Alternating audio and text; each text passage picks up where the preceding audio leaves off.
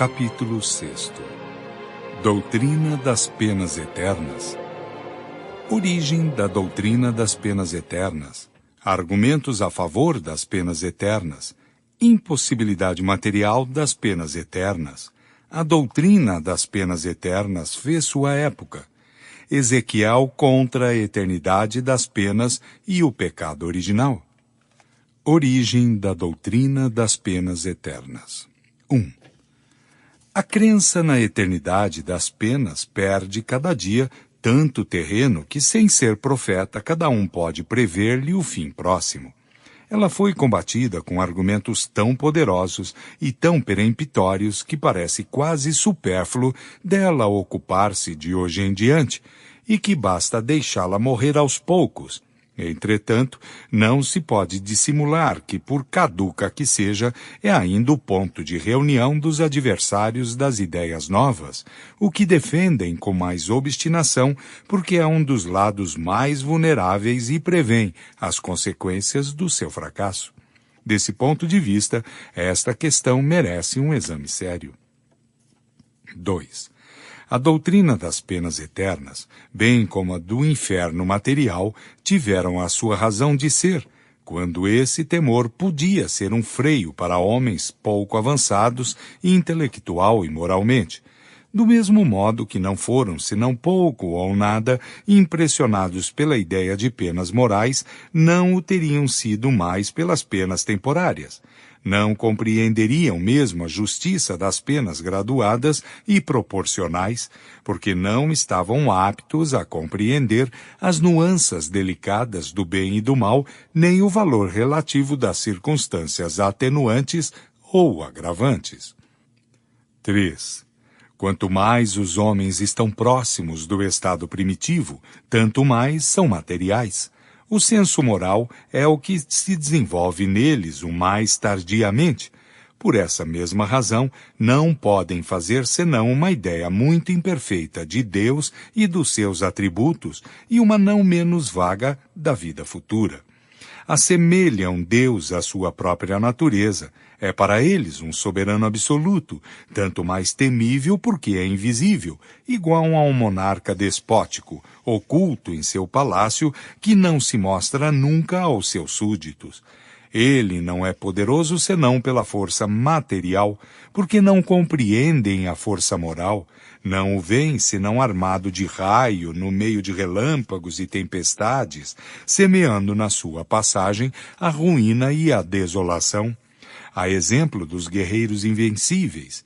Um Deus de mansuetude e de misericórdia não seria um Deus, mas um ser fraco que não poderia fazer-se obedecer. A vingança implacável, os castigos terríveis, eternos, não tinham nada em contrário à ideia que faziam de Deus, nada que lhes repugnasse a razão. Implacáveis eles mesmos em seus ressentimentos, cruéis para com seus inimigos, sem piedade para com os vencidos, Deus que lhes era superior deveria ser ainda mais terrível. Para tais homens, seriam necessárias crenças religiosas assimiladas à sua natureza ainda rude. Uma religião muito espiritual, toda de amor e de caridade, não poderia se aliar com brutalidade dos costumes e das paixões. Não censuremos, pois, a Moisés pela sua legislação draconiana, que teve dificuldade para conter o seu povo indócil, nem de ter feito de Deus um Deus vingativo. Era necessário, nessa época, a doce doutrina de Jesus poderia não encontrar eco e teria sido ineficaz. 4. À medida que o espírito foi se desenvolvendo, o véu material pouco a pouco se dissipou e os homens se tornaram mais aptos para compreenderem as coisas espirituais. Mas a isso não se chegou senão gradualmente. Quando Jesus veio, pôde anunciar um Deus clemente, falar de seu reino que não é deste mundo e dizer aos homens: amai-vos uns aos outros, fazei o bem àqueles que vos odeiam. Ao passo que os antigos diziam olho por olho, dente por dente. Ora, quais eram os homens que viveram ao tempo de Jesus? Eram almas criadas novas e encarnadas? Se assim fora, Deus teria, pois, criado ao tempo de Jesus almas mais avançadas que ao tempo de Moisés. Mas então, em que se tornaram essas últimas? Teriam se arrastado durante a eternidade no embrutecimento? O simples bom senso recusa essa suposição. Não, eram as mesmas almas que, depois de viverem sob o império da lei mosaica, haviam, durante várias existências, adquirido conhecimento suficiente para compreenderem uma doutrina mais elevada, e que hoje estão bastante avançados para receberem conhecimento ainda mais completo. 5. Entretanto, o Cristo não pôde revelar aos seus contemporâneos todos os mistérios do futuro. Ele mesmo disse, teria ainda muitas coisas a vos dizer, mas não as compreenderíeis, por isso vos falo por parábolas.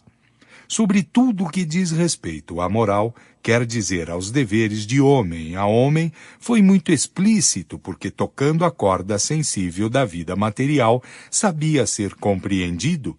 Sobre os outros pontos, limitou-se a semear sob forma alegórica os germes daquilo que deveria ser desenvolvido mais tarde. A doutrina das penas e das recompensas futuras pertence a essa última ordem de ideias. A respeito das penas, sobretudo, não poderia romper de repente com as ideias recebidas. Veio trazer aos homens novos deveres, a caridade e o amor ao próximo, substituindo o espírito de ódio e de vingança, a abnegação substituindo o egoísmo. Isso já era muito. Não podia, racionalmente, abrandar o temor ao castigo reservado aos prevaricadores, sem enfraquecer ao mesmo tempo a ideia do dever. Prometia o reino dos céus aos bons. Esse reino estava, pois, interditado aos maus. Para onde iriam eles?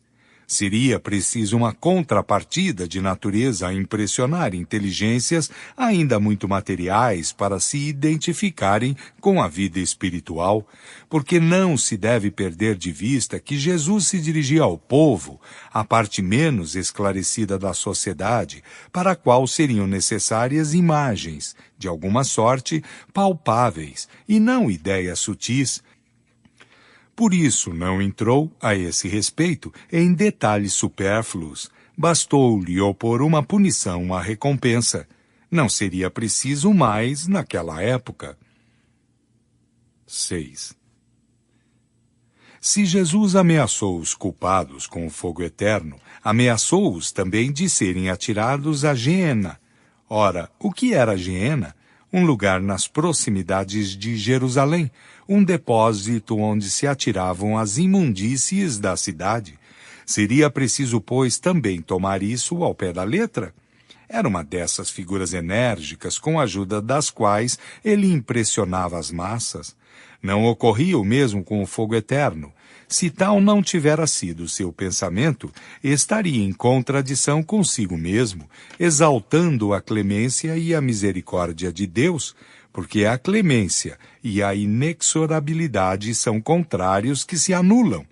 Seria, pois, equivocar-se estranhamente sobre o sentido das palavras de Jesus, vendo-se nelas a sanção do dogma das penas eternas, enquanto todo o seu ensinamento proclama a mansuetude do Criador.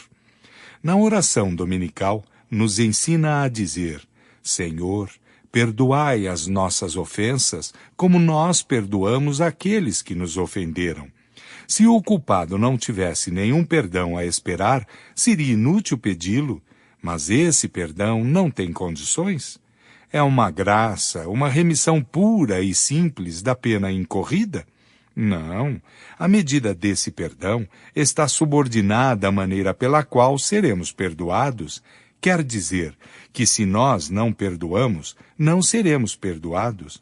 Deus, fazendo do esquecimento das ofensas uma condição absoluta, não poderia exigir que o homem fraco fizesse o que ele, todo-poderoso, não faria.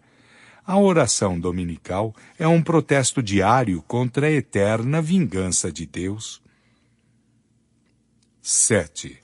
Para os homens, que não tinham senão uma noção confusa da espiritualidade da alma, a ideia do fogo material não tinha nada de chocante, tanto menos que ele estava na crença vulgar tirada do inferno dos pagãos, quase universalmente difundida.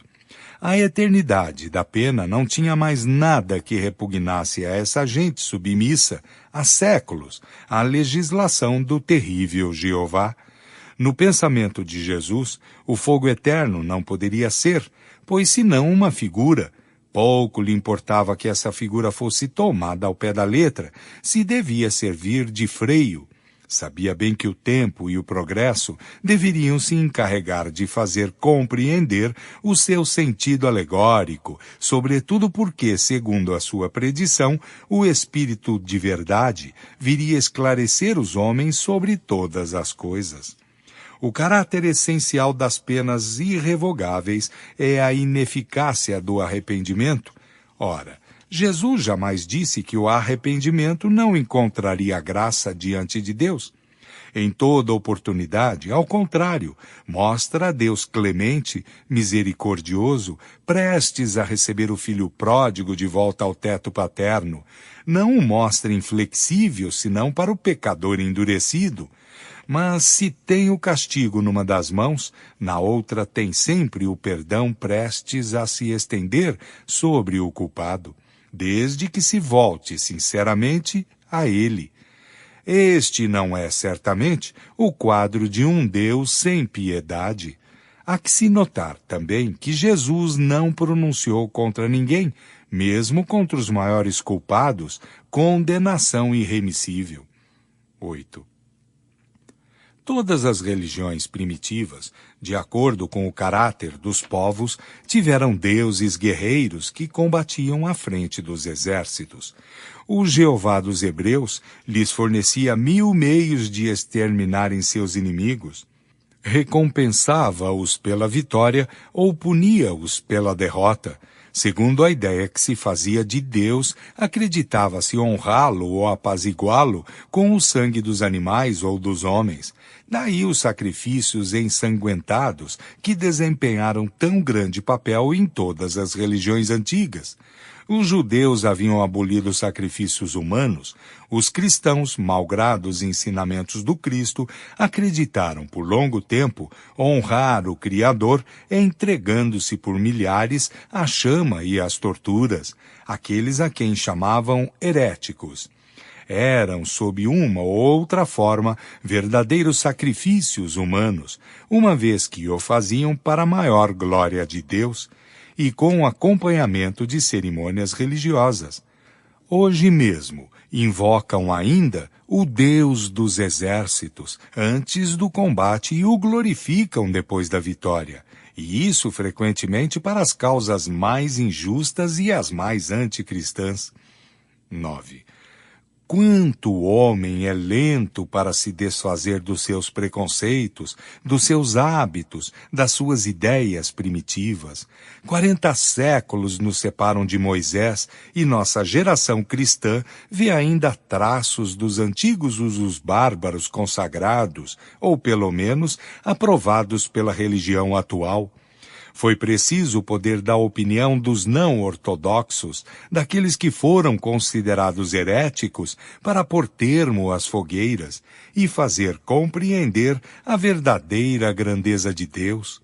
Mas a falta das fogueiras, as perseguições materiais e morais estão ainda em pleno vigor, assim como a ideia de um Deus cruel está arraigada no homem. Alimentado pelos sentimentos que lhe foram inculcados na infância, pode o homem se espantar de que o Deus que se lhe apresenta, como honrado por atos bárbaros, condene as torturas eternas e veja sem piedade os sofrimentos dos condenados? Sim, são filósofos, ímpios, segundo alguns, que se escandalizam em verem o nome de Deus profanado por atos indignos dele. São aqueles que os mostraram aos homens, em toda a sua grandeza, despojando-o das paixões e das baixezas humanas, que lhe dispensavam uma crença não esclarecida. A religião ganhou em dignidade o que perdeu em prestígio exterior, porque se há menos homens presos à forma, há mais deles que são, mais sinceramente, religiosos pelo coração e pelos sentimentos. Mas, ao lado destes, quantos que, permanecendo na superfície, foram conduzidos à negação de toda a providência, por falta de ter considerado oportunamente as crenças religiosas em harmonia com o progresso da razão humana, fez-se nascer, entre alguns, o deísmo, entre outros, a incredulidade absoluta, entre outros, o panteísmo, quer dizer que o homem fez a si mesmo Deus, na falta de ver um bastante perfeito. Argumentos em apoio das penas eternas. 10. Voltemos ao dogma da eternidade das penas. O principal argumento que se invoca em seu favor é este. Está admitido entre os homens que a gravidade da ofensa é proporcional à qualidade do ofendido. Aquela que é cometida contra um soberano, sendo considerada como mais grave do que aquela que não concerne senão a um simples súdito, é punida mais severamente. Ora, Deus é mais do que um soberano, uma vez que é infinito. A ofensa contra ele é infinita e deve ter um castigo infinito, quer dizer, eterno. Refutação. Toda refutação é um raciocínio que deve ter o seu ponto de partida numa base sobre a qual se apoie. Premissas, em uma palavra. Tomemos essas premissas nos próprios atributos de Deus. Deus é único, eterno, imutável, imaterial, todo-poderoso, soberanamente justo e bom, infinito em todas as suas perfeições. É impossível conceber Deus de outra forma que não seja o infinito das perfeições, sem o que não seria Deus, porque se poderia conceber um ser possuidor do que lhe faltasse.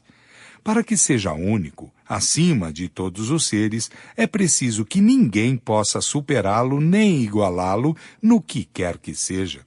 Portanto, é preciso que seja infinito em tudo. Sendo os atributos de Deus infinitos, não são suscetíveis nem de aumento, nem de diminuição. Sem isso, não seriam infinitos e Deus não seria perfeito. Se tirasse a menor parcela de um único dos seus atributos, não teríamos mais Deus, porque poderia existir um ser mais perfeito. O infinito de uma qualidade exclui a possibilidade da existência de uma qualidade contrária, que a diminua ou a anule. Um ser infinitamente bom não pode ter a menor parcela de maldade, nem o ser infinitamente mau ter a menor parcela de bondade. Do mesmo modo que um objeto não poderia ser de um negro absoluto com a menor nuance de branco, nem de um branco absoluto com a menor mancha de negro. Colocado este ponto de partida, ao argumento acima se opõem os argumentos seguintes. 11. Só um ser infinito pode fazer alguma coisa infinita. O homem, estando limitado em suas virtudes, em seus conhecimentos, em seu poder, em suas aptidões, na sua existência terrestre, não pode produzir senão coisas limitadas. Se o homem pudesse ser infinito naquilo que faz de mal, o seria igualmente naquilo que faz de bem, e então seria igual a Deus. Mas se o homem fosse infinito naquilo que faz de bem, não faria nada de mal, porque o bem absoluto é a exclusão de todo o mal. Admitindo que uma ofensa temporária contra a divindade pudesse ser infinita, Deus, vingando-se com um castigo infinito, seria infinitamente vingativo. Se é infinitamente vingativo, não pode ser infinitamente bom e misericordioso, porque um desses atributos é a negação do outro. Se não é infinitamente bom, não é perfeito, e se não é perfeito, não é Deus. Se Deus é inexorável para com o culpado arrependido, não é misericordioso. Se não é misericordioso, não é infinitamente bom. Por que Deus faria para o homem uma lei do perdão se ele mesmo não devesse perdoar? Disso resultaria que o homem que perdoa aos seus inimigos e lhes faz o bem pelo mal seria melhor do que Deus que permanece surdo ao arrependimento daquele que o ofendeu e lhe recusa pela eternidade o mais ligeiro alívio. Deus, que está por toda parte e tudo vê, deve ver as torturas dos condenados. Se é insensível aos seus gemidos durante a eternidade, é eternamente sem piedade. Se não tem piedade, não é infinitamente bom. 12. A isso, responde-se que o pecador que se arrepende antes de morrer experimenta a misericórdia de Deus e que, então, o maior culpado pode encontrar graça diante dele.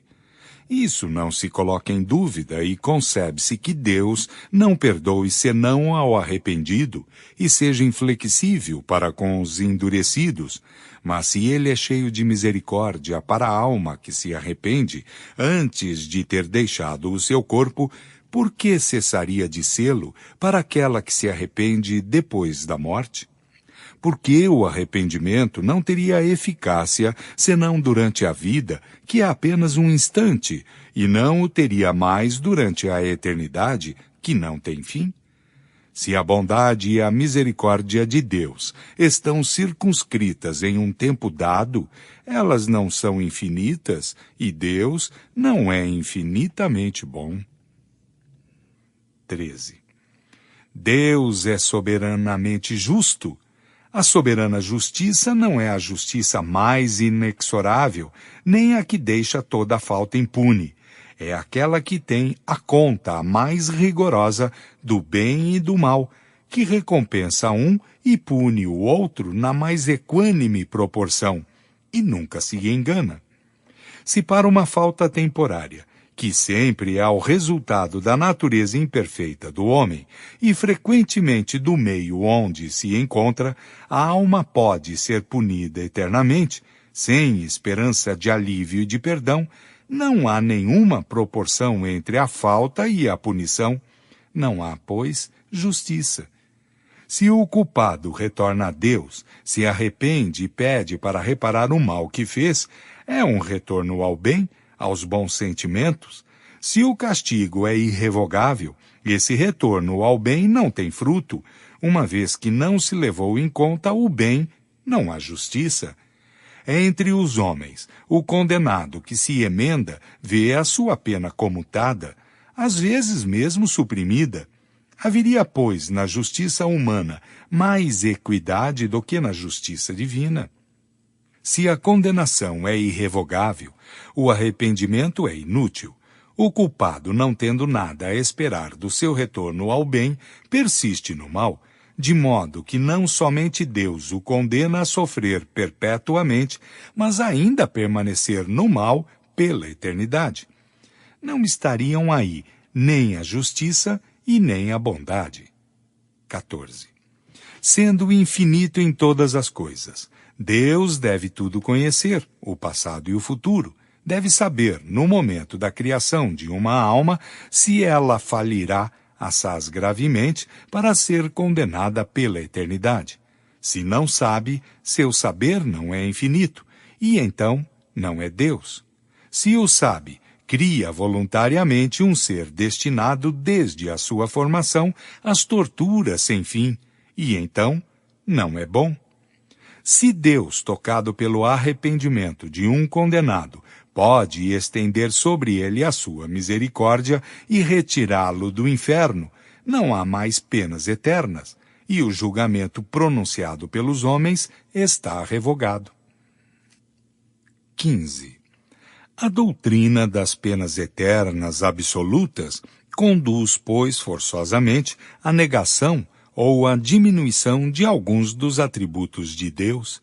Ela é, por consequência, irreconciliável com a perfeição infinita, de onde se chega a essa conclusão. Se Deus é perfeito, a condenação eterna não existe. Se ela existe, Deus não é perfeito. 16. Invoca-se ainda em favor do dogma da eternidade das penas o argumento seguinte: a recompensa concedida aos bons, sendo eterna, deve ter, por contrapartida, uma punição eterna. É justo proporcionar a punição à recompensa. Refutação. Deus cria a alma tendo em vista torná-la feliz ou infeliz? Evidentemente, a felicidade da criatura deve ser o objetivo da sua criação. De outro modo, Deus não seria bom. Ela alcança a felicidade por seu próprio mérito. Adquirido o mérito, não pode perder-lhe o fruto. De outro modo, degeneraria. A eternidade da felicidade é, pois, a consequência da sua imortalidade. Mas, antes de chegar à perfeição, tem lutas a sustentar, combates para se livrar das más paixões. Deus não a tendo criado perfeita, mas suscetível de vir a sê-lo, a fim de que tenha o mérito de suas obras, ela pode falir. Suas quedas são as consequências da sua fraqueza natural.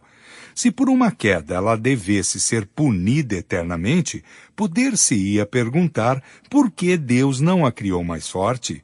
A punição que sofre é uma advertência de que ela fez o mal e que deve ter por resultado conduzi-la ao bom caminho. Se a pena fosse irremissível, seu desejo de fazer melhor seria supérfluo. Desde então, o objetivo providencial da criação não poderia ser alcançado porque haveria seres predestinados à felicidade e outros à infelicidade. Se uma alma culpada se arrepende, pode tornar-se boa. Podendo tornar-se boa, pode aspirar à felicidade. Deus seria justo de para isso recusar-lhe os meios? Sendo o bem o objetivo final da criação, a felicidade que dele é o prêmio deve ser eterna. O castigo que é um meio de atingi-lo deve ser temporário. A mais vulgar noção de justiça, mesmo entre os homens, diz que não se pode castigar perpetuamente aquele que tem o desejo e a vontade de fazer o bem. 17. Um último argumento em favor da eternidade das penas é este. O temor de um castigo eterno é um freio. Se fosse tirado, o homem, não temendo nada mais, entregar-se-ia a todos os desregramentos. Refutação. Esse raciocínio seria justo se a não eternidade das penas ocasionasse a supressão de toda sanção penal. O estado feliz ou infeliz na vida futura é uma consequência rigorosa da justiça de Deus, porque uma identidade de situação entre o homem bom e o homem perverso seria a negação dessa justiça. Mas, por não ser eterno, o castigo não é menos penoso. Se o teme tanto mais quanto nele se crê, e nele se crê quanto mais seja racional. Uma penalidade na qual não se crê não é mais um freio, e a eternidade das penas está entre este número. A crença nas penas eternas, como dissemos, teve a sua utilidade e a sua razão de ser em uma certa época. Hoje, não somente ela não toca mais, mas faz incrédulos. Antes de colocá-la como uma necessidade, seria preciso demonstrar-lhe a realidade. Seria preciso, sobretudo, que se visse a sua eficácia sobre aqueles que a preconizam e se esforçam em demonstrá-la. Infelizmente, entre estes, muitos provam por seus atos que não estão nada amedrontados com elas.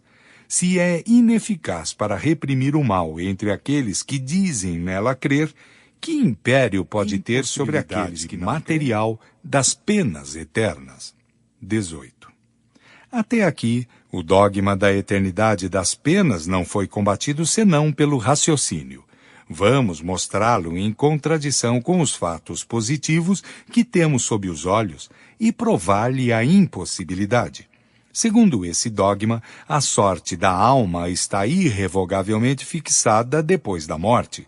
É, pois, uma sentença definitiva, oposta ao progresso. Ora, a alma progride ou não? Aí está toda a questão. Se ela progride, a eternidade das penas é impossível. Pode-se duvidar desse progresso quando se vê a imensa variedade de aptidões morais e intelectuais que existem sobre a Terra, desde o selvagem até o homem civilizado. Quando se vê a diferença que apresenta o mesmo povo de um século para o outro. Se admite que essas não são as mesmas almas, é preciso admitir, pois, que Deus criou almas em todos os graus de adiantamento, segundo os tempos e os lugares, que favorece a algumas, ao passo que destina as outras a uma inferioridade perpétua, o que é incompatível com a justiça, que deve ser a mesma para todas as criaturas. 19. É incontestável que a alma, atrasada intelectual e moralmente, como a dos povos bárbaros, não pode ter os mesmos elementos de felicidade, as mesmas aptidões para desfrutar dos esplendores do infinito, que aquela na qual todas as faculdades estão largamente desenvolvidas. Se, pois, essas almas não progridem, não podem, nas mais favoráveis condições, gozar perpetuamente senão de uma felicidade, por assim dizer, negativa. Chega-se, pois, forçosamente, para estar de acordo com a rigorosa justiça, a esta conclusão de que as almas mais avançadas são as mesmas que eram as atrasadas e que progrediram. Mas aqui tocamos na grande questão da pluralidade das existências, como único meio racional de resolver a dificuldade. Entretanto, dela faremos abstração e reconsideraremos a alma em uma só existência. 20. Eis como se vê tanto um jovem de 20 anos, ignorante de instintos viciosos, negando Deus e sua alma, entregando-se à desordem e cometendo toda espécie de faltas. Entretanto, ele se encontra em um meio favorável. Trabalha, se instrui, pouco a pouco se corrige e finalmente torna-se piedoso. Não é um exemplo palpável do progresso da alma durante a vida, e não se vê em todos os dias casos semelhantes. Esse homem morre santamente em uma idade avançada e, naturalmente, a sua salvação está assegurada. Mas qual teria sido a sua sorte se um acidente o tivesse feito morrer 40 ou 50 anos mais cedo? Ele estava em todas as condições necessárias para ser condenado. Ora, uma vez condenado, todo o progresso estaria detido. Eis, pois, um homem salvo porque viveu longo tempo, e que, segundo a doutrina das penas eternas, teria se perdido para sempre se tivesse vivido menos, o que poderia resultar de um acidente fortuito. Desde que a sua alma pôde progredir em um tempo dado, por que não poderia progredir no mesmo tempo depois da morte, se uma causa independente da sua vontade lhe impediu de fazê-lo durante a sua vida? Por que Deus ter-lhe-ia recusado os meios? O arrependimento, embora tardio, teria ocorrido a tempo. Mas se desde um instante de sua morte uma condenação irremissível o atingisse, seu arrependimento teria sido infrutífero pela eternidade e sua aptidão para progredir destruída para sempre. 21. O dogma da eternidade absoluta das penas é, pois, inconciliável com o progresso da alma, uma vez que a ele oporia um obstáculo invencível. Esses dois princípios se anulam, forçosamente, um pelo outro. Se um existe, o outro não pode existir. Qual dos dois existe? A lei do progresso é patente, não é uma teoria, é um fato constatado pela experiência. É uma lei natural, lei divina e imprescritível. Uma vez, pois, que ela existe e que não pode se conciliar com a outra, é que a outra não existe. Se o dogma da eternidade das penas fosse uma verdade, Santo Agostinho, São Paulo e muitos outros não teriam jamais visto o céu se tivessem morrido antes do progresso que trouxe a sua conversão. A esta última assertiva, responde-se que a conversão desses santos personagens não foi um resultado do progresso da alma, mas da graça que lhes foi concedida e pela qual foram tocadas. Mas aqui é fazer um jogo de palavras. Se fizeram o mal e mais tarde o bem, é que se tornaram melhores. Então progrediram. Deus lhes teria, pois, por um favor especial, concedido a graça de se corrigirem? Por que a eles e não aos outros? É sempre a doutrina dos privilégios, incompatível com a justiça de Deus e seu amor igual para com todas as suas criaturas. Segundo a doutrina espírita, de acordo com as próprias palavras do Evangelho, com a lógica e a mais rigorosa justiça, o homem é o filho de suas obras, durante esta vida e depois da morte. Não deve nada ao favor. Deus o recompensa pelos seus esforços e pune-o pela sua negligência, tão longo tempo quanto seja negligente. A doutrina das penas eternas fez sua época. 22. A crença na eternidade das penas materiais permaneceu como temor salutar até que os homens estivessem no estado de compreenderem a força moral, tal como as crianças que se contêm durante um tempo pela ameaça de certos seres quiméricos, com a ajuda dos quais se as assusta.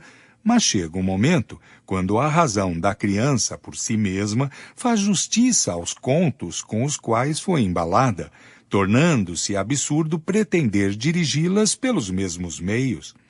Se aqueles que a dirigem persistirem em afirmar-lhe que essas fábulas são verdades, que deve tomar ao pé da letra, perderão a sua confiança. Assim ocorre hoje com a humanidade. Ela saiu da infância e sacudiu as suas andadeiras. O homem não é mais esse instrumento passivo que se curva sob a força material, nem esse ser crédulo que aceitava tudo de olhos fechados. 23. A crença é um ato do entendimento e por isso não pode ser imposta. Se durante um certo período da humanidade o dogma da eternidade das penas pôde ser inofensivo, salutar mesmo, chega o momento de tornar-se perigoso.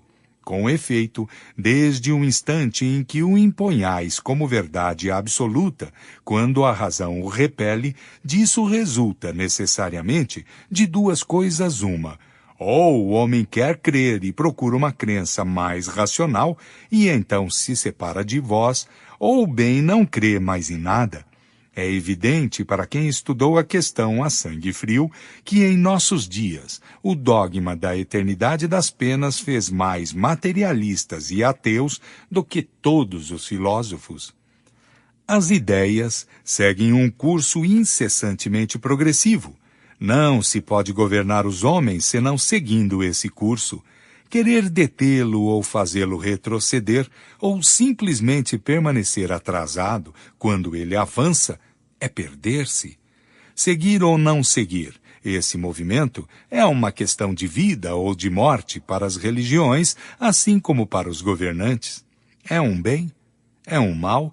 Seguramente é um mal aos olhos daqueles que, vivendo no passado, veem esse passado lhes escapar. Para aqueles que veem o futuro, é a lei do progresso, que é uma lei de Deus. E contra as leis de Deus, toda resistência é inútil. Lutar contra a sua vontade é querer se destruir. Por que, pois, querer a toda força sustentar uma crença que cai em desuso e que, em definitivo, faz mais mal do que bem para a religião? Ai, é triste dizer, mas uma questão material domina aqui a questão religiosa.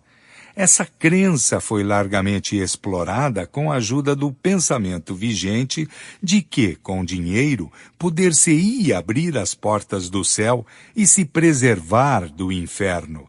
As somas que ela produziu e que produz ainda são incalculáveis. É um imposto levantado sobre o medo da eternidade. Sendo esse imposto facultativo, o produto é proporcional à crença. Se a crença não existe mais, o produto se torna nulo. A criança dá voluntariamente seu bolo àquele que promete livrá-la do lobisomem, mas quando a criança não crê mais no lobisomem, guarda o seu bolo. 24.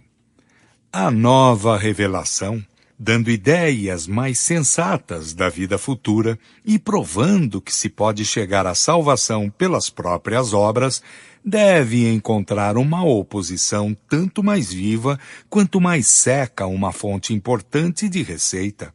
Assim ocorre cada vez que uma descoberta ou uma invenção vem mudar os hábitos. Aqueles que vivem dos antigos usos custosos os enaltecem e desacreditam os novos, mais econômicos.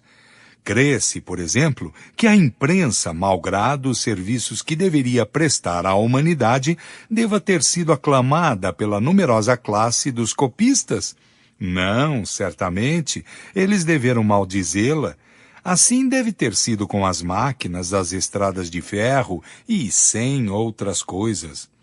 Aos olhos dos incrédulos, o dogma da eternidade das penas é uma questão fútil, da qual se riem. Aos olhos do filósofo tem uma gravidade social pelos abusos aos quais dá lugar.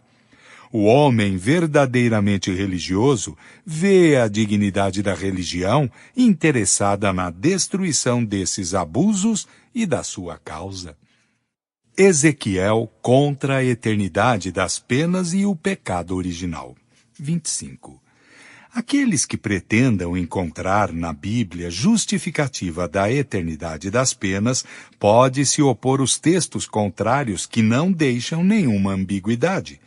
As palavras seguintes de Ezequiel são a negação, a mais explícita não somente das penas irremissíveis, mas da responsabilidade que a falta do Pai do gênero humano teria feito pesar sobre a sua cabeça. 1. O Senhor me fala de novo e me diz. 2. De onde vem que vos servis entre vós desta parábola e que tomastes um provérbio em Israel? Os pais, dizeis, comeram uvas verdes e os dentes dos filhos se irritaram com elas? 3. Eu juro por mim mesmo, disse o Senhor Deus, que esta parábola não passará mais entre vós como provérbio em Israel. 4. Que todas as almas estão para mim, a alma do filho está para mim, assim como a alma do pai. A alma que pecou, morrerá ela mesma. 5. Se um homem é justo, ele age segundo a equidade e a justiça. 7. Se ele não entristece e nem oprime ninguém, se retorna ao seu devedor o penhor que lhe dera, se não toma nada do bem de outro por violência, se dá de seu pão àquele que tem fome, se cobre com vestidos aqueles que estão nus. 8. Se não se presta à usura e não recebe mais do que dera, se afasta a sua mão da iniquidade, se dá um julgamento equitativo entre dois homens que demandam juntos. 9. Se caminha no caminho dos meus preceitos e guarda as minhas ordenações para agir segundo a verdade, este é justo e viverá muito certamente, disse o Senhor Deus. 10. Se esse homem tem um filho que seja um ladrão e que derrama o sangue, ou que comete alguma dessas faltas. 13. Esse filho morrerá, muito certamente, uma vez que fez todas essas ações detestáveis, e seu sangue estará sobre a sua cabeça. 14. Se esse homem tem um filho, que vendo todos os crimes que seu pai cometera, por causa deles esteja tomado de medo e se guarde bem de imitá-lo. 17. Este não morrerá por causa da iniquidade do seu pai, mas viverá, muito certamente. 18. Seu pai, que oprimir os outros por meio de calúnias e que cometer ações criminosas no meio do seu povo, está morto por causa da sua própria iniquidade. 19. Se dizeis, por que o filho não carrega a iniquidade do seu pai? É porque o filho tem agido segundo a equidade e a justiça, que tem guardado todos os meus preceitos e que os tem praticado. É porque viverá muito certamente. 20. A alma que pecou morrerá ela mesma. O filho não carregará a iniquidade do pai, e o pai não carregará a iniquidade do filho. A justiça do justo estará sobre ele, e a impiedade do ímpio estará sobre ele. 21. Se o ímpio fez penitência de todos os pecados que tinha cometido, se guarda todos os meus preceitos, e se age segundo a equidade e a justiça, viverá certamente e não morrerá. 22. Não me lembrarei mais de todas as iniquidades que ele tinha cometido, viverá nas obras de justiça que tiver feito. 23. É que quero a morte do ímpio? Diz o Senhor Deus. Não, quero antes que se converta e se retire do seu mau caminho, e que viva. Ezequiel, capítulo 18.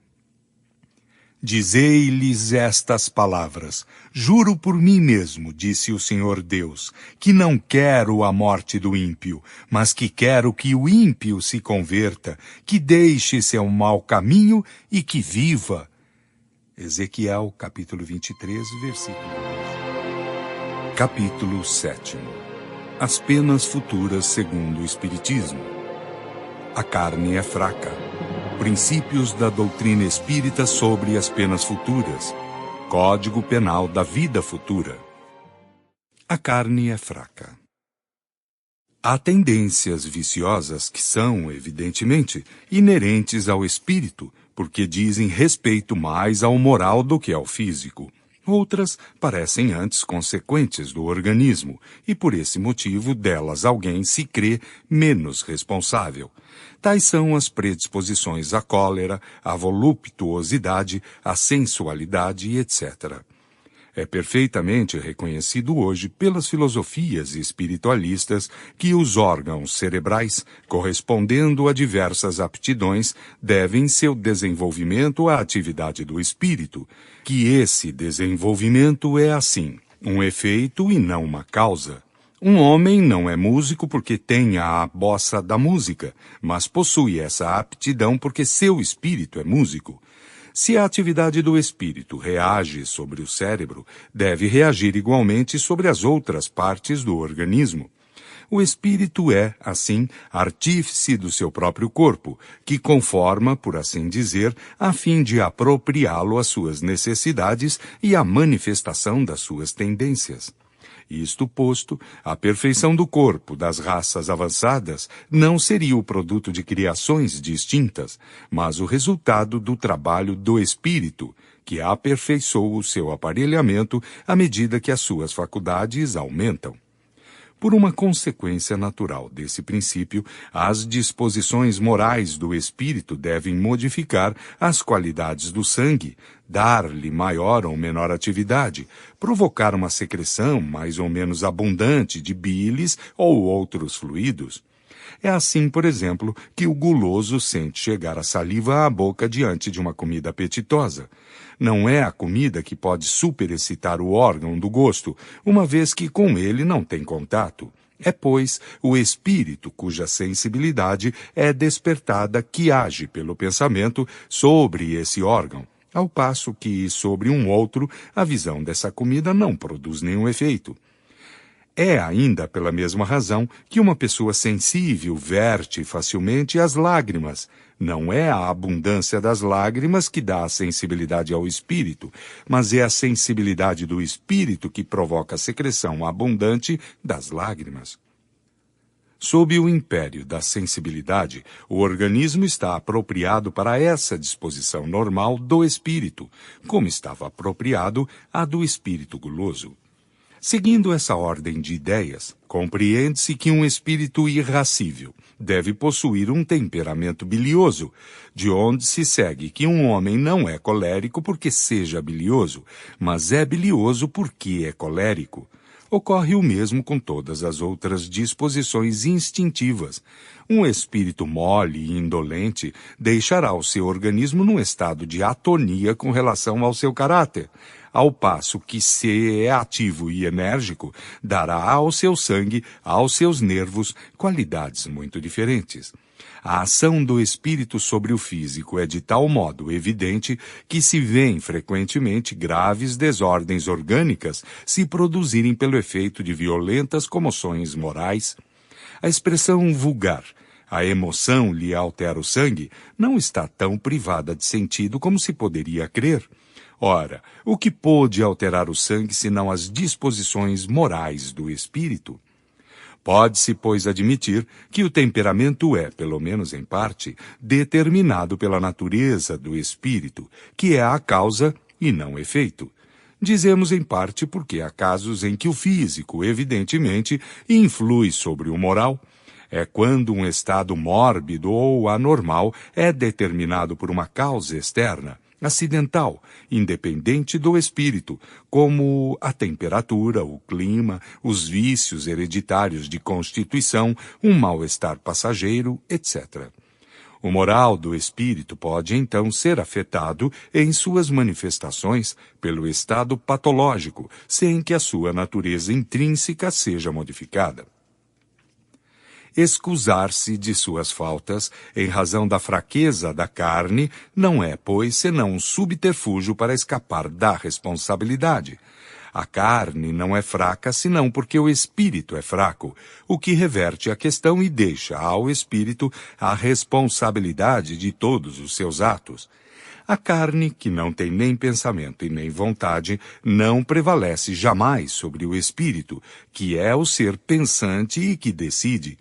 É o espírito que dá à carne as qualidades correspondentes aos seus instintos, igual um artista imprime em sua obra material a marca do seu gênio.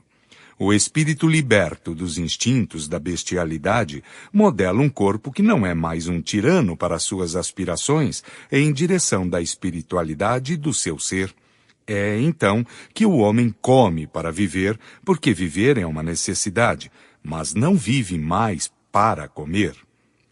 A responsabilidade moral dos atos da vida, pois, permanece inteira, mas a razão diz que as consequências dessa responsabilidade devem estar em relação com o desenvolvimento intelectual do espírito. Quanto mais este seja esclarecido, menos é excusável, porque com a inteligência e o senso moral nascem as noções do bem e do mal, do justo e do injusto. Essa lei explica o insucesso da medicina em certos casos. Desde que o temperamento é um efeito e não uma causa, os esforços na tentativa de modificá-lo necessariamente são paralisados pelas disposições morais do espírito, que opõem uma resistência inconsciente e neutraliza a ação terapêutica. É, pois, sobre a primeira causa que é preciso agir. Daí, se for possível, coragem ao covarde, e vereis cessarem os efeitos psicológicos do medo. Isso prova, uma vez mais, a necessidade para a arte de curar de se levar em conta a ação do elemento espiritual sobre o organismo. Revista Espírita, março de 1869, página 65. Princípios da doutrina espírita sobre as penas futuras. A doutrina espírita, no que concerne às penas futuras, não está mais fundada sobre uma teoria preconcebida do que em suas outras partes. Não é um sistema substituindo um outro sistema. Em todas as coisas se apoia sobre as observações, e é isso que lhe dá autoridade. Ninguém, pois, imaginou que as almas, depois da morte, deveriam se encontrar em tal ou tal situação. São os próprios seres que deixaram a Terra que vêm, hoje, nos iniciar nos mistérios da vida futura, descrever sua posição, feliz ou infeliz, as suas impressões e a sua transformação com a morte do corpo. Em uma palavra, completar sobre esse ponto o ensinamento do Cristo. Não se trata aqui da relação de um único espírito, que poderia não ver as coisas senão sob o seu ponto de vista, sob um único aspecto, ou estar, ainda, dominado pelos preconceitos terrestres, nem de uma revelação feita a um único indivíduo que poderia se deixar enganar pelas aparências, nem de uma visão estática que se presta às ilusões, e no mais das vezes não é senão o reflexo de uma imaginação exaltada. Nota. Ver acima, capítulo 6, número 7, em O Livro dos Espíritos, número 443, 444. Fim de nota. Mas trata-se de inumeráveis exemplos fornecidos por todas as categorias de espíritos, desde o alto até o mais baixo da escala, com a ajuda de inumeráveis intermediários disseminados sobre todos os pontos do globo, de tal sorte que a revelação não é o privilégio de ninguém, que cada um também pode ver e observar, e que ninguém está obrigado a crer sobre a fé de outrem. O Espiritismo não vem, pois, com a sua autoridade particular, formular um código de fantasia. Sua lei, no que diz respeito ao futuro da alma, deduzida da observação tomada sobre os fatos, pode se resumir nos pontos seguintes. Primeiro, a alma, ou espírito, sofre na vida espiritual as consequências de todas as imperfeições das quais não se despojou durante a vida corporal. Seu estado, feliz ou infeliz, é inerente ao grau de sua depuração ou de suas imperfeições. Segundo, a felicidade perfeita está ligada à perfeição, quer dizer, à depuração completa do espírito. Toda imperfeição é, ao mesmo tempo, uma causa de sofrimento e de privação de prazer, do mesmo modo que toda qualidade adquirida é uma causa de prazer e de atenuação dos sofrimentos. Terceiro, não há uma única imperfeição da alma que não carregue consigo as suas consequências deploráveis, inevitáveis, e uma única boa qualidade que não seja a fonte de um prazer. A soma das penas, assim, é proporcional à soma das imperfeições, do mesmo modo que a dos gozos está em razão da soma das qualidades. A alma que tem 10 imperfeições, por exemplo, sofre mais do que aquela que não as tem senão 3 ou 4. Quando dessas 10 imperfeições não lhe restar senão a quarta parte ou a metade, sofrerá menos, e quando não lhe restar nenhuma delas, não sofrerá mais de qualquer coisa, e será perfeitamente feliz. Tal sobre a terra, aquele que tem várias enfermidades sofre mais do que aquele que não tem senão uma, ou que não tem nenhuma. Pela mesma razão, a alma que possui 10 qualidades goza mais do que aquela que as tem de menos. Quarto, em virtude da lei do progresso, tendo toda a alma a possibilidade de adquirir o bem que lhe falta e de se desfazer do que ela tem de mal, segundo seus esforços e a sua vontade, disso resulta que o futuro não está fechado para nenhuma criatura. Deus não repudia nenhum dos seus filhos, recebe-os em seu seio à medida que atingem a perfeição, deixando assim a cada um o mérito das suas obras. Quinto, estando o sofrimento ligado à imperfeição, do mesmo modo que o prazer está à perfeição, a alma carrega consigo mesma o seu próprio castigo. Por toda a parte onde se encontre, para isso não tem necessidade de um lugar circunscrito. O inferno, pois, está por toda a parte onde haja almas sofredoras, do mesmo modo que o céu está por toda a parte onde haja almas felizes. Sexto, o bem e o mal que se faz são o produto das boas e das más qualidades que se possui. Não fazer o bem que se poderia fazer é, pois, o resultado de uma imperfeição. Se toda imperfeição é uma fonte de sofrimento, o espírito deve sofrer não apenas por todo o mal que fez, mas por todo o bem que poderia fazer e não fez durante a sua vida terrestre. Sétimo, o espírito sofre pelo próprio mal que ele fez, de maneira que, estando a sua atenção incessantemente centrada sobre as consequências desse mal, compreende melhor os seus inconvenientes e está estimulado a dele se corrigir. 8º. Sendo a justiça de Deus infinita, tem uma conta rigorosa do bem e do mal. Se não há uma única ação má, um único mau pensamento que não tem as suas consequências fatais, não há uma única boa ação, um único bom movimento da alma, o mais leve mérito, em uma palavra, que seja perdido. Mesmo entre os mais perversos, pois, é um começo de progresso. 9. Toda falta cometida, todo mal realizado, é uma dívida contraída que deve ser paga. Se não for numa existência, será na seguinte ou nas seguintes, porque todas as existências são solidárias, umas com as outras. Aquilo que se paga na existência presente não deverá ser pago por segunda vez. 10º. O espírito sofre a pena das suas imperfeições, seja no mundo espiritual, seja no mundo corporal. Todas as misérias, todas as vicissitudes que suportamos na vida corporal são consequências de nossas imperfeições, de expiações de faltas cometidas, seja na existência presente, seja nas precedentes.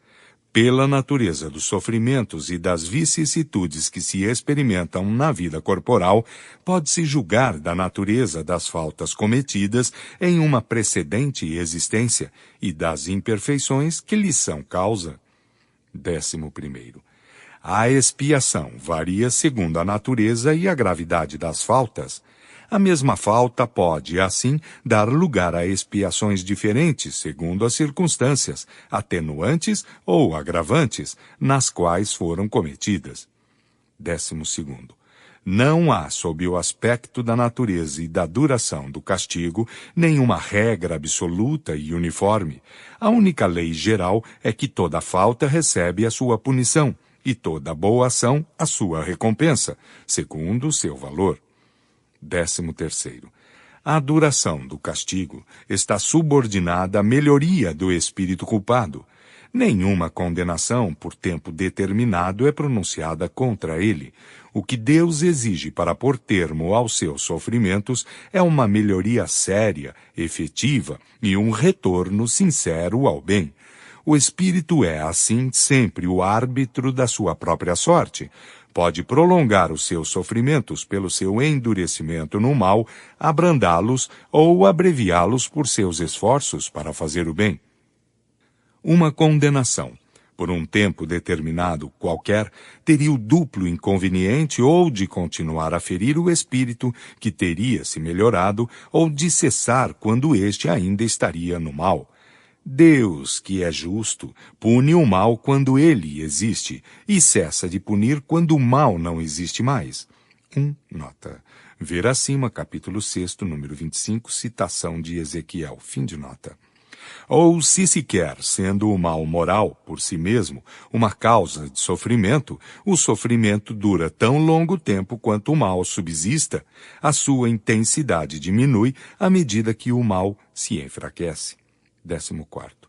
Estando a duração do castigo subordinada ao melhoramento, disso resulta que o espírito culpado, que não se melhora nunca, sofrerá sempre, e que para ele a pena seria eterna. 15º. Uma condição inerente à inferioridade dos espíritos é a de não ver o termo de sua situação e de crer que sofrerão sempre. É para eles um castigo que lhes parece que será eterno. 2. Nota. Perpétuo é sinônimo de eterno. Diz-se o limite das neves perpétuas, os gelos eternos dos polos. Diz-se também o secretário perpétuo da academia, o que não quer dizer que o será perpetuamente, mas unicamente por um tempo ilimitado. Eterno e perpétuo se empregam, pois, no sentido de indeterminado.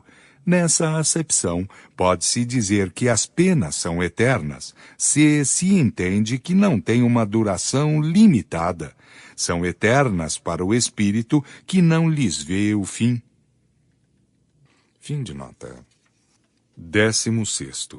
O arrependimento é o primeiro passo para a melhoria, mas só ele não basta. É preciso ainda a expiação, a reparação. Arrependimento, expiação e reparação são as 3 condições necessárias para apagar os traços de uma falta e suas consequências. O arrependimento abranda as dores da expiação, no que traz a esperança e prepara os caminhos da reabilitação. Mas unicamente a reparação pode anular o efeito, em destruindo a causa. O perdão seria uma graça e não uma anulação. 17º. O arrependimento pode ocorrer em qualquer parte e em qualquer tempo. Se é tardio, o culpado sofre por mais tempo. A expiação consiste nos sofrimentos físicos e morais que são a consequência da falta cometida, seja desde a vida presente, seja depois da morte na vida espiritual, seja em nova existência corporal, até que os traços da falta tenham se apagado. A reparação consiste em fazer o bem àquele a quem se fez o mal. Aquele que não reparar os seus erros nesta vida, por impossibilidade ou má vontade, se reencontrará numa existência ulterior em contato com as mesmas pessoas que tiveram do que se lastimar dele, e em condições escolhidas por ele mesmo, de maneira a poder provar-lhes o seu devotamento e fazer-lhes tanto bem quanto lhes haja feito de mal. Nem todas as faltas acarretam um prejuízo direto e efetivo. Nesse caso, a reparação se cumpre, fazendo o que se devia fazer e não se fez, cumprindo os deveres que foram negligenciados ou desconhecidos. As missões em que se faliu, praticando o bem em sentido contrário àquilo que se fez de mal, quer dizer, sendo humilde onde se foi orgulhoso, brando onde se foi duro, caridoso onde se foi egoísta, benevolente se foi malévolo, trabalhador se foi preguiçoso, útil se foi inútil, moderado se foi dissoluto, de bom exemplo se deu maus exemplos, etc. É assim que o espírito progride, aproveitando o seu passado. Nota. A necessidade da reparação é um princípio de rigorosa justiça que se pode considerar como sendo a verdadeira lei de reabilitação moral dos espíritos. É uma doutrina que nenhuma religião ainda proclamou. Entretanto, algumas pessoas a repelem porque achariam mais cômodo poder apagar as suas faltas pelo simples arrependimento, que não custa senão palavras, e com a ajuda de algumas fórmulas. Permita-lhe se crer em Keats, verão mais tarde se isso lhes basta. Poder-se-ia perguntar se esse princípio não é consagrado pela lei humana e se a justiça de Deus pode ser inferior à dos homens. Se dariam por satisfeitos com um indivíduo que, tendo-o arruinado por abuso de confiança, se limitasse a dizer-lhe que o lamenta infinitamente. Por que recuariam diante de uma obrigação que todo homem honesto fiar-se-ia um dever cumpri-la na medida das suas forças? Quando essa perspectiva da reparação estiver inculcada na crença das massas, será um freio bem mais poderoso do que o do inferno e das penas eternas, porque diz respeito à atualidade da vida e o homem compreenderá a razão de ser das circunstâncias penosas em que está colocado. 18º. Os espíritos imperfeitos estão excluídos dos mundos felizes, onde perturbariam a harmonia. Permanecem nos mundos inferiores, onde expiam as suas faltas pelas tribulações da vida, e se purificam das suas imperfeições até que mereçam se encarnar nos mundos mais avançados, moral e fisicamente. Se pode conceber um lugar de castigo circunscrito, é nesses mundos de expiação, porque é ao redor desses mundos que pululam os espíritos imperfeitos desencarnados, à espera de uma nova existência que, lhes permitindo reparar um mal que fizeram, ajudará ao seu adiantamento. 19º. Tendo o espírito seu livre-arbítrio, seu progresso é, algumas vezes, lento e sua obstinação no mal muito tenaz. Pode nisso persistir anos e séculos, mas chega sempre um momento no qual a sua teimosia em afrontar a justiça de Deus se dobra diante do sofrimento e no qual, malgrado a sua fanfarrice, reconhece a força superior que o domina. Desde que se manifestem nele os primeiros clarões do arrependimento, Deus lhe faz entrever a esperança.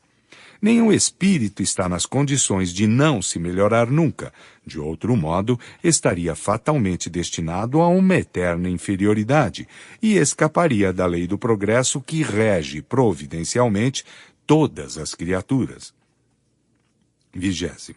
Quaisquer que sejam a inferioridade e a perversidade dos espíritos, Deus jamais os abandona.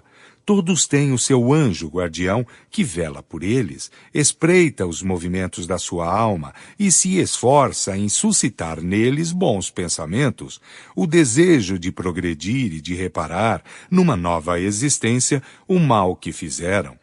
Entretanto, o guia protetor age o mais frequentemente, de maneira oculta, sem exercer nenhuma pressão.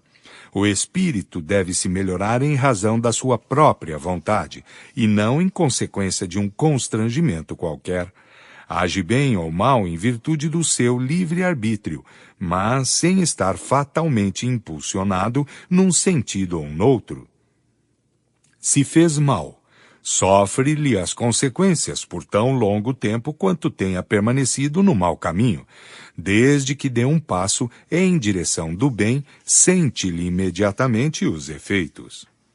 Nota. Seria um erro crer que, em virtude da lei do progresso, a certeza de chegar cedo ou tarde à perfeição e à felicidade é um encorajamento para que persevere no mal, sob a condição de se arrepender mais tarde. Primeiro, porque o espírito inferior não vê o fim da sua situação. Em segundo lugar, porque sendo o espírito artífice da sua própria infelicidade, acaba por compreender que depende dele fazê-la cessar, e que, quanto mais tempo persistir no mal, por mais tempo será infeliz, que o seu sofrimento durará sempre se não lhe colocar um fim. Seria, pois, de sua parte, um cálculo falso, do qual seria a primeira vítima.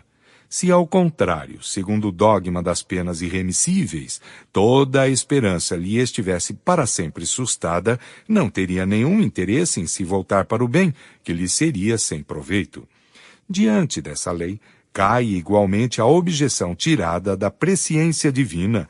Deus, criando uma alma, sabe com efeito, em virtude do seu livre arbítrio, se ela tomará o bom ou o mau caminho. Sabe que será punida se fizer o mal, mas sabe também que esse castigo temporário é um meio para que compreenda seu erro e a faça entrar no bom caminho, onde chegará cedo ou tarde. Segundo a doutrina das penas eternas, sabe que falirá e estará antecipadamente condenada à tortura sem fim. Fim de nota. 21º. Ninguém é responsável senão pelas suas faltas pessoais. Ninguém sofrerá as penas das faltas dos outros, a menos que lhes haja dado lugar, seja provocando-as com o seu exemplo, seja não as impedindo quando tinha esse poder. Assim é que, por exemplo, o suicida é sempre punido, mas aquele que pela sua dureza leva um indivíduo ao desespero e daí a se destruir, sofre uma pena ainda maior. 22º. Embora a diversidade das penas seja infinita, há as que são inerentes à inferioridade dos espíritos e cujas consequências, salvo algumas nuances, são quase idênticas. A punição mais imediata, sobretudo entre aqueles que são apegados à vida material, negligenciando o progresso espiritual, consiste na lentidão da separação da alma e do corpo, nas angústias que acompanham a morte e o despertar na outra vida, na duração da perturbação que pode persistir por meses e anos. Entre aqueles, ao contrário, cuja consciência é pura, que em sua vida se identificaram com a vida espiritual e se desligaram das coisas materiais, a separação é rápida, sem abalos, o despertar pacífico e a perturbação quase nenhuma. 23º. Um fenômeno muito frequente entre os espíritos de uma certa inferioridade moral consiste em se crerem ainda vivos, e essa ilusão pode se prolongar durante anos, durante os quais sofrem todas as necessidades, todos os tormentos e todas as perplexidades da vida. 24º. Para o criminoso, a visão incessante das suas vítimas e das circunstâncias do crime é um cruel suplício. 25º. Certos espíritos são mergulhados em espessas trevas, outros estão num isolamento absoluto no meio do espaço, atormentados pela ignorância da sua posição e da sua sorte. Os mais culpados sofrem torturas tanto mais pungentes quanto não lhes vem o fim. Muitos estão privados de ver os seres que lhes são caros. Todos geralmente suportam com relativa intensidade os males, as dores e as necessidades que fizeram os outros experimentarem, até que o arrependimento e o desejo de reparação vêm e trazem um abrandamento, fazendo-os entrever a possibilidade de colocarem por si mesmos um fim a essa situação. 26º. É um suplício para o orgulhoso ver acima dele, na glória, cercado de festas, aqueles que havia desprezado na terra, ao passo que está relegado às últimas posições. Para o hipócrita, se ver traspassado pela luz que põe a nu os seus mais secretos pensamentos, que todo mundo pode ler, nenhum meio há para ele de se esconder e se dissimular. Para o sensual, ter todas as tentações sem poder satisfazê-las. Para o avaro, ver o seu ouro dilapidado e não poder retê-lo. Para o egoísta, ser abandonado por todos e sofrer tudo que os outros sofreram por ele. Terá sede e ninguém lhe dará de beber. Terá fome e ninguém lhe dará de comer. Nenhuma só mão amiga vem apertar a sua, nenhuma voz complacente vem consolá-lo. Não pensou senão em si durante a sua vida, e ninguém pensa nele e o lamenta depois da sua morte. 27º. O meio de evitar ou atenuar as consequências dos defeitos na vida futura é deles se desfazer o mais possível na vida presente. É reparar o mal para não ter que repará-lo mais tarde de maneira mais terrível. Quanto mais se tarda em se desfazer dos defeitos, mais as suas consequências são penosas, e mais rigorosa deve ser a reparação que se deve cumprir. 28º. A situação do espírito, desde a sua entrada na vida espiritual, é aquela que ele se preparou pela vida corporal. Mais tarde, uma nova encarnação lhe é dada para a expiação e a reparação por meio de novas provas, mas a aproveita mais ou menos em virtude do seu livre-arbítrio. Se não a aproveita, é uma tarefa a recomeçar, cada vez em condições mais penosas, de sorte que aquele que sofre muito na terra pode-se dizer que tinha muito a expiar. Os que gozam de uma felicidade aparente, malgrado os seus vícios e a sua inutilidade, estejam certos de pagá-la caro numa existência ulterior. Foi nesse sentido que Jesus disse: bem-aventurados os aflitos, porque serão consolados. O Evangelho segundo o Espiritismo, capítulo 5. 29º. A misericórdia de Deus, sem dúvida, é infinita, mas não é cega. O culpado ao qual perdoa não está exonerado e, enquanto não tenha satisfeito a justiça, sofre as consequências das suas faltas. Por misericórdia infinita é preciso entender que Deus não é inexorável e que deixa sempre aberta a porta de retorno ao bem. 30º. Sendo as penas temporárias e subordinadas ao arrependimento e à reparação, que dependem da livre vontade do homem, são, ao mesmo tempo, os castigos e os remédios que devem curar as feridas do mal. Os espíritos em punição estão, pois, não como forçados, condenados a determinados tempos, mas iguais a doentes no hospital que sofrem da doença que frequentemente decorre das suas faltas e os meios dolorosos de que necessita, mas que têm a esperança de sarar, e que saram tanto mais depressa quanto sigam exatamente as prescrições do médico, que vela por eles com solicitude. Se prolongam os seus sofrimentos por suas faltas, o médico nada tem com isso. 31º. As penas que o espírito sofre na vida espiritual vêm se juntar às da vida corporal, que são a consequência das imperfeições do homem, de suas paixões, do mau uso das suas faculdades e a expiação das faltas presentes e passadas. É na vida corporal que o espírito repara o mal das suas existências anteriores, que põe em prática as resoluções tomadas na vida espiritual. Assim se explicam essas misérias e essas vicissitudes que, à primeira vista, parecem não ter razão de ser, e são de toda justiça, desde que são a quitação do passado e servem para o nosso adiantamento. Nota. Ver atrás, capítulo 6, Purgatório, números 3 e seguintes, e adiante, capítulo 20, exemplos de expiações terrestres. O Evangelho segundo o Espiritismo, capítulo 5, Bem-aventurados aflitos. Fim de nota. 32º. Deus, disse, não provaria maior amor pelas suas criaturas se as tivesse criado infalíveis e, consequentemente, isentas das vicissitudes relativas à imperfeição? Seria necessário para isso que criasse seres perfeitos, nada tendo a adquirir, nem em conhecimentos e nem em moralidade. Sem nenhuma dúvida, poderia fazê-lo. Se não o fez, foi porque, na sua sabedoria, quis que o progresso fosse a lei geral. Os homens são imperfeitos e, como tais, sujeitos às vicissitudes mais ou menos penosas. É um fato que é preciso aceitar, uma vez que existe. Disso inferir que Deus não é bom e nem justo seria uma revolta contra ele. Haveria justiça se tivesse criado seres privilegiados, uns mais favorecidos do que os outros, gozando, sem trabalho, a felicidade que os outros alcançam com dificuldade, ou não pode jamais alcançá-la. Mas onde a sua justiça brilha é na igualdade absoluta que preside a criação de todos os espíritos. Todos têm o mesmo ponto de partida. Nenhum que seja na sua formação é melhor dotado do que os outros. Nenhum cuja marcha ascensional seja facilitada por exceção. Os que chegaram ao objetivo passaram, como quaisquer outros, pela fieira das provas e da inferioridade.